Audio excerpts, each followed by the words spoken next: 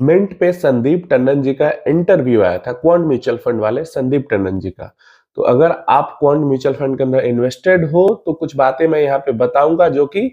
वो इंटरव्यू के अंदर से निचोड़ के मैंने निकाला है। आपको भी थोड़ा सा मोटिवेशन मिलेगा या समझ में आएगा कि क्वांट म्यूचुअल फंड के अंदर चल क्या रहा है, क्योंकि मैं भी इन्वेस्टेड हूँ उसके अंदर और काफी सारे मेरे व्यूअर्स भी इन्वेस्टेड हैं क्वांट के। कोई मिड कैप फंड में है, कोई स्मॉल कैप फंड में है, कोई फ्लेक्सी कैप वगैरह फंड्स में है। तो यहाँ पे संदीप टंडन के बारे में एक चीज है जो मैं कहना चाहूंगा कि दूसरे किसी भी जैसे वाइटॉक म्यूचुअल फंड के जो हैं वो भी बहुत इंटरव्यूज देते हैं, कोटक म्यूचुअल फंड वाले भी बहुत इंटरव्यू देते हैं, आईसीआईसी वाले तो सीधा कहते हैं कि स्मॉल मिड छोड़ के निकल ही जाओ। संदीप टंडन जी की अगर मैं बात करूं यहाँ पे, तो पहले ऐसे फंड मैनेजर मतलब एक तरीके से मुझे दिखते हैं जो कि एक्चुअली में जो मार्केट के अंदर में चलती है उन चीजों के बारे में वो बात करते हैं, या फिर एक तरीके से जो बात होती है कि भाई रिटर्न ही नहीं दे रहा क्वांट म्यूचुअल फंड, तो वहां पे संदीप टंडन जी को पता है कि उनका फंड अंडर परफॉर्म कर रहा है और वो वोकल है इसके बारे में। वो बात भी करते हैं कि हाँ, हमारा फंड जो है अंडर परफॉर्म कर रहा है, पिछले साल में अंडर परफॉर्म किया है, ऑलमोस्ट 6-8 महीने से अंडर परफॉर्मेंस है क्वांट म्यूचुअल फंड के अंदर में, वो मानते हैं। वो रीजन भी इसका बताते हैं। देखो रीजन उन्होंने क्या बताया अंडर परफॉर्मेंस का, समझना। वैसे रीजन तो है यही, लेकिन इसको समझना, हमने भी बात की है इसके बारे में। तो उनका कहना ये था कि जून जुलाई के टाइम पे हमें समझ में आया कि मार्केट में दिक्कत थोड़ी सी हो सकती है, तो हमने अपना जो रिस्क ऑफ स्ट्रेटजी है उसको फॉलो किया और हमने काफी ज्यादा अपनी होल्डिंग को स्मॉल मिड से हटाकर लार्ज कैप की तरफ किया।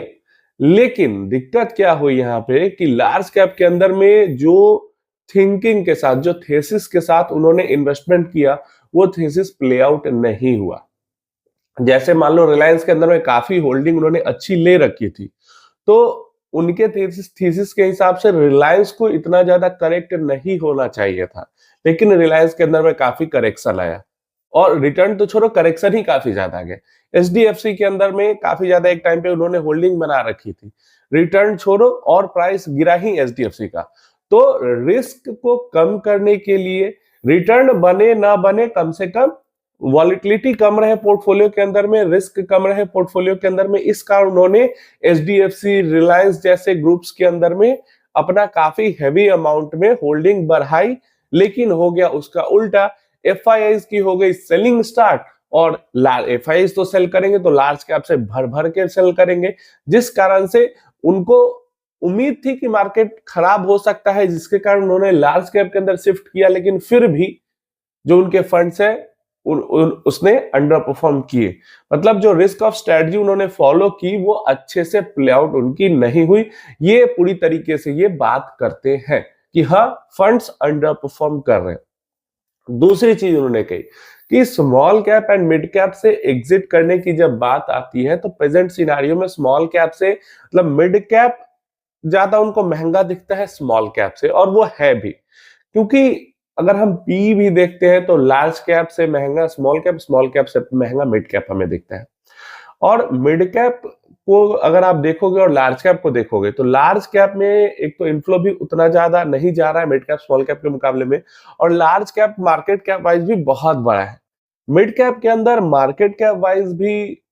कंपनीज छोटी है, एवरेज है, और नंबर ऑफ कंपनीज भी सिर्फ 150 है, जिस कारण से एक तो इनफ्लो भर भर के जा रहा है और उसी सेट ऑफ 150 कंपनीज के अंदर जा रहे हैं, तो वैल्यूएशन तो बढ़ना है।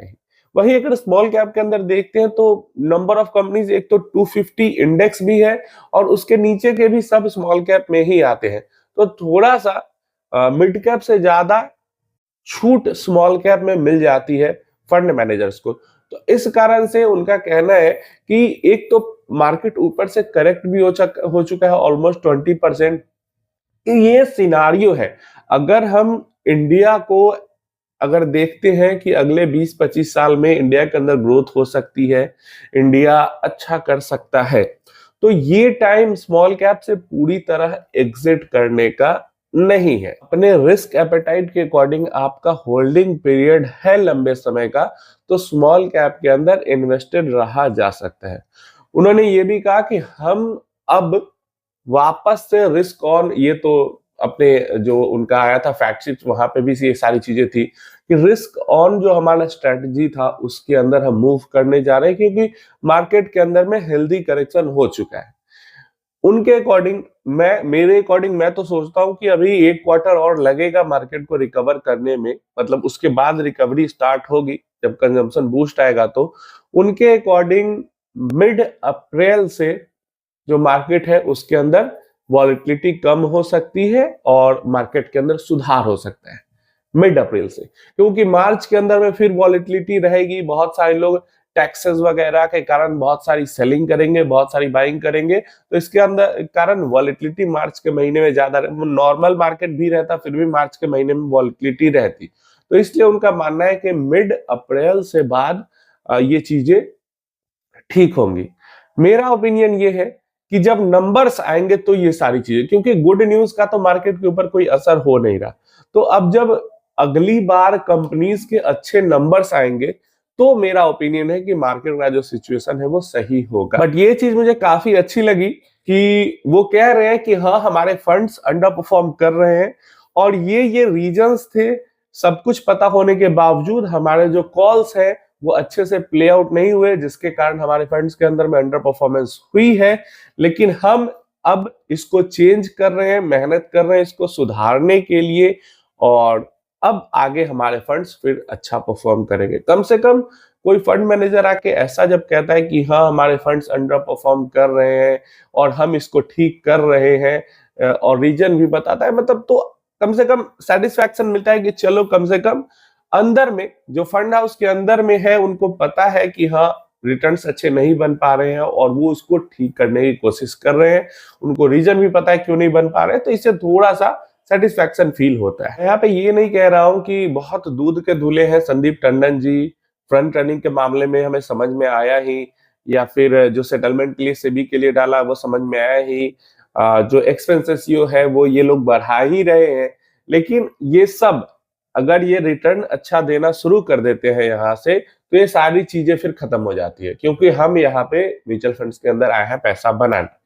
और अगर मार्केट ठीक होता है और उसके साथ साथ क्वांट के फंड्स अच्छा रिटर्न्स देना शुरू कर देते हैं तो सब कुछ बढ़िया है, कोई दिक्कत नहीं है। लेकिन मार्केट ठीक होने के बावजूद अगर इनकी अंडर परफॉर्मेंस करने का मतलब कि इतना भी रिटर्न, जैसे एक एवरेज हम 17-18% का रिटर्न एक्सपेक्ट करते हैं, उतना भी रिटर्न अगर नहीं बना पाएगी तो फिर डेफिनेटली मैं वो पहला इंसान होऊंगा जो कि इसको एग्जिट करके दूसरे फंड की तरफ चला जाऊंगा। क्लियर है? लेकिन ऐसा नहीं कि एकदम आज खराब हुआ आज एग्जिट कर दिया, पूरा देख समझ कर टाइम देकर,